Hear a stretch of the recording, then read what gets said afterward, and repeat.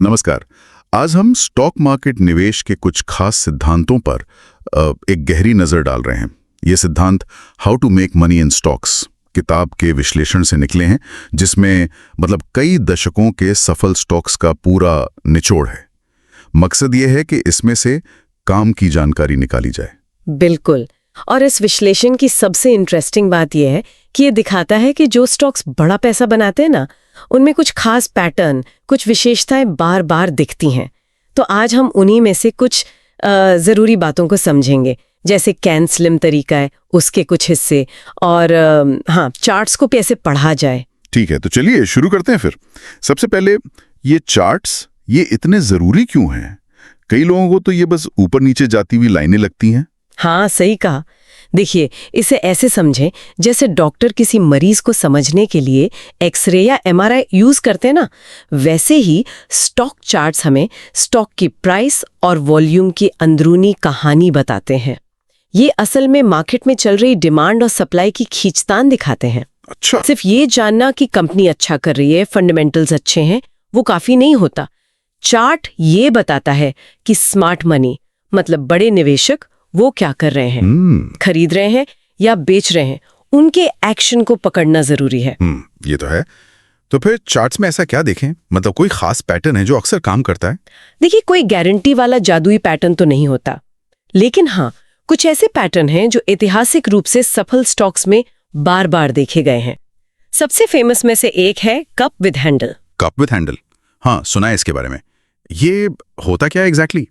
इसमें होता यह है कि स्टॉक का प्राइस पहले गिरता है, फिर वो संभलता है, एक कप जैसा बेस बनाता है, एक राउंडेड बॉटम जैसा, और फिर कप के दाहिने किनारे पर एक छोटी सी गिरावट या एक रेंज बनती है, साइडवेज मूवमेंट, उसे हैंडल कहते हैं। ओके, कप और फिर हैंडल। ये पैटर्न दिखाता है कि जो शुरू में बिकवाली हुई थी, उसके बाद स्टॉक में फिर से मजबूती आ रही है, और वो हैंडल वाला हिस्सा वो आखिरी दौर होता है जहां कह सकते हैं कमजोर हाथ वाले निवेशक निकल जाते हैं। अच्छा। जो लोग जल्दी घबरा जाते हैं वो निकल गए। हाँ, बिल्कुल, जिससे ऊपर जाने के लिए स्टॉक हल्का हो जाता है। और जब स्टॉक इस हैंडल को ऊपर की तरफ तोड़ता है तब? वॉल्यूम का भी कुछ बताया था आपने। हाँ, वो बहुत इंपॉर्टेंट है। जब स्टॉक उस हैंडल की ऊपरी रेंज को तोड़कर ऊपर निकलता है, खासकर बढ़ते हुए वॉल्यूम के साथ। तो ये काफी मजबूत खरीदारी का सिग्नल हो सकता है। वॉल्यूम यहाँ कंफर्मेशन का काम करता है। अगर वॉल्यूम ज्यादा है, कीमत बढ़ते समय वॉल्यूम भी बढ़ रहा है, तो ये दिखाता है कि बड़े इंस्टीट्यूशनल इन्वेस्टर्स, बड़े फंड हाउसेस वगैरह, वो उस स्टॉक में भारी इंटरेस्ट दिखा रहे हैं, खरीद रहे हैं। समझ गया। और यही लोग मार्केट को मूव करते हैं असल में। बिल्कुल, यही वो प्लेयर्स हैं जिनकी बड़ी खरीदारी से स्टॉक तेजी से ऊपर भाग सकता है, तो उनके वॉल्यूम को ट्रैक करना जरूरी है। लेकिन एक बात ध्यान रखनी है, अगर ये कप या हैंडल का पैटर्न बहुत फैला हुआ है, बहुत चौड़ा या ढीला ढाला सा है, तो उसके फेल होने के चांस बढ़ जाते हैं। पैटर्न में कसावट, टाइटनेस होनी चाहिए। Tight pattern, okay. ये तो हुई चार्ट की बात। अब आते हैं कैन स्लिम पर। ये नाम बड़ा कैची है, इसके कुछ मेन पॉइंट्स क्या हैं? हाँ, कैन स्लिम बेसिकली एक एक्रोनिम है, 7 अक्षर हैं, CANSLIM। हर अक्षर एक सफल स्टॉक की एक खासियत बताता है जो सालों के डेटा एनालिसिस पर बेस्ड है। आज हम CL और M पर फोकस करते हैं। ठीक है, CLM। तो C क्या है? C का मतलब है करंट क्वार्टरली अर्निंग्स पर शेयर। कंपनी की जो सबसे ताजा तिमाही की कमाई है प्रति शेयर, उसमें जबरदस्त बढ़ोतरी होनी चाहिए। जबरदस्त कितना? सिर्फ 5-10% नहीं, कम से कम 25-30% या उससे भी ज्यादा का जंप। ये दिखाता है कि कंपनी के बिजनेस में कुछ खास, कुछ एक्स्ट्रा ऑर्डिनरी हो रहा है। ओके, अच्छा खासा जंप चाहिए अर्निंग्स में। और L, लीडर और लैगर्ड, इसका क्या मतलब हुआ? L का मतलब है कि हमें उन स्टॉक्स को चुनना चाहिए जो अपनी इंडस्ट्री या सेक्टर में लीडर हों, आगे चल रहे हों, ना कि पीछे छूट रहे हों। लीडर कैसे पहचाने? लीडर्स अक्सर बेस्ट परफॉर्मर होते हैं। इनकी पहचान होती है उनकी रिलेटिव प्राइस स्ट्रेंथ यानी RS रेटिंग से। ये रेटिंग ये मापती है कि पिछले 1 साल में स्टॉक ने बाकी मार्केट के मुकाबले कैसा परफॉर्म किया है। अच्छा, एक कंपैरिजन है ये। हाँ, टॉप 1% स्टॉक्स की रेटिंग 99 होती है, तो हमें उन स्टॉक्स पर फोकस करना चाहिए जिनकी RS रेटिंग 80 या 90 से ऊपर हो। 80-90 से ऊपर, मतलब वो टॉप 10-20% परफॉर्मर्स में है। एग्जैक्टली जो स्टॉक कमजोर परफॉर्म कर रहे हैं, पिछड़ रहे हैं, उनसे दूर रहना बेहतर है। इसका सीधा मतलब है कि हमें ओवरऑल मार्केट का ट्रेंड समझना होगा और उसके साथ चलना होगा।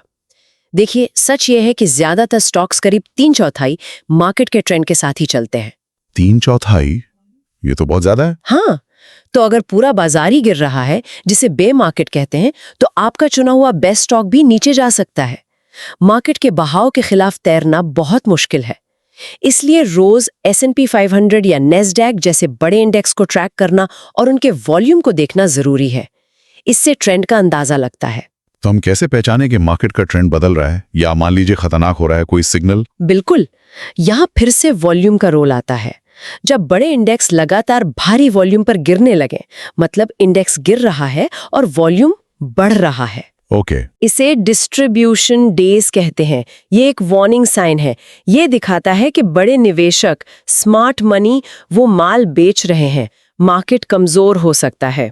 डिस्ट्रीब्यूशन डेज, ये ध्यान रखना होगा। और इसका उल्टा, मतलब जब मार्केट ऊपर जाने लगे? हाँ, जब मार्केट काफी गिरने के बाद एक बॉटम बनाकर ऊपर उठने की कोशिश करता है और किसी एक दिन इंडेक्स मजबूती से बढ़ता है, और वो भी भारी वॉल्यूम के साथ। भारी वॉल्यूम के साथ बढ़त, उसे फॉलो थ्रू डे कहते हैं। ये अक्सर एक नए अपट्रेंड, एक नई तेजी की शुरुआत का पहला पक्का सिग्नल हो सकता है। ये शायद खरीदारी शुरू करने का सही वक्त होने का इशारा है। फॉलो थ्रू डे, ठीक है। तो इन सब बातों से, मतलब chart, scan slim, market direction, एक बात तो साफ समझ आ रही है कि नुकसान को कंट्रोल में रखना सबसे जरूरी है ना? आपने बिल्कुल सही पॉइंट पकड़ा है। ये शायद इन्वेस्टिंग का गोल्डन रूल है। अपने लॉस को हमेशा छोटा रखो। Cut your losses short, positions को साइड में रखकर। 7 से 8%। बस। हाँ, ज्यादातर लोग क्या करते हैं, ठीक उल्टा। वो लॉस वाले स्टॉक को पकड़े रहते हैं, उम्मीद में कि भाव वापस आएगा, और जो स्टॉक थोड़ा सा प्रॉफिट दे रहा होता है उसे जल्दी बेच देते हैं। हाँ, ये तो देखा मैंने, डर के मारे प्रॉफिट जल्दी बुक कर लेते हैं। बिल्कुल, जबकि करना चाहिए ठीक इसका उल्टा। विनर्स को चलने देना चाहिए और लूजर्स को जल्दी काटना चाहिए। याद रखिए, स्टॉक मार्केट को कोई फर्क नहीं पड़ता आपने कितने में खरीदा था। नुकसान को जल्दी काटना ही लंबे समय में बड़ी जीत हासिल करने का सीक्रेट है। ज्यादातर रिटेल निवेशक यहीं पर मार खा जाते हैं। ये बहुत जरूरी बात है।